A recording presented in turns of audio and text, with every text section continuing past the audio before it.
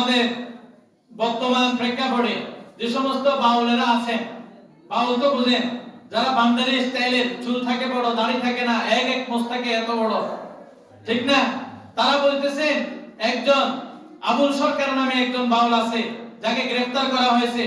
নাউজুবিল্লাহ, সবাই সবাই নাউজুবিল্লাহ বলেন। নাউজুবিল্লাহ কেন বলেছে আগে দেখেন। সে বলতেছেন আমি কিছু বুঝি না, আল্লাহ পাক কেন কোরআনে কারীমের ভিতরে এত নাসার কথা বলছেন।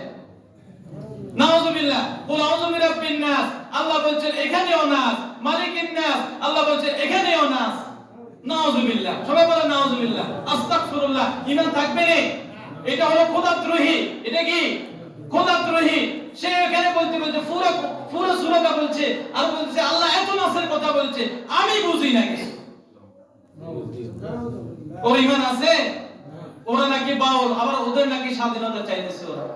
আবার এটা না শুধু, সে বলতেছে আমরা এত কোরআন কিতাব আমরা মানি না। বলে কেন মানেন না? বলে আসমানি কিতাব 104 খানা, সহিফা 100, কোরআনের হলো কিতাব হলো 4টা।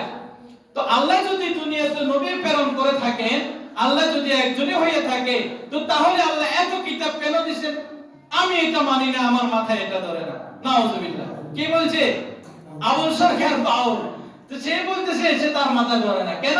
তো আল্লাহ যদি একজন হয়, কিতাব কেন বারবার দিবে? নতুন নতুন কিতাব দিবে। আল্লাহ নতুন নতুন কিতাব কেন দিবে? ও মিয়া, আমরা হইলাম বাংলাদেশী, আর একটা হলো সৌদি আরব। সৌদি আরবের মানুষের ক্যাটাগরি আর আমাদের ক্যাটাগরি কি সমান নাকি? তো তার মাথায় এটা ধরে না।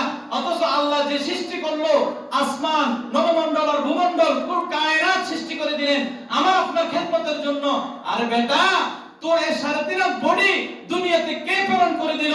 তোর মায়ের গর্ভে যদি তোকে আল্লাহ একটা হাত লুলা করে দিত, তোর মায়ের গর্ভে যদি আল্লাহ তোর 2টা চোখকে অন্ধ করে দুনিয়াতে পাঠাইতো, তোর মায়ের গর্ভে যদি আল্লাহ 2টা পাকে বাঁকা করে পাঠাইতো, দুনিয়ার গর্ভে আসার সময় যদি তোর জিহ্বাটা যদি ঠিক না থাকতো, তোর নাকটা যদি না থাকতো, কানটা যদি পোষা থাকতো, আরে আবুল সরকার, তোর মতো লক্ষ কোটি মানুষ যদি দুনিয়াতে থাকে, লক্ষ কোটি যদি বৈজ্ঞানিক আসে, ডাক্তার আসে, একটা চোখ কি দিতে পারবে?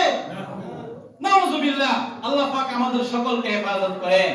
এসবগুলো শুনলে মাথা ঠিক থাকে না, ব্রেন ঠিক থাকে না। যার নাম আবুল সরকার, এটা হলো বাউল।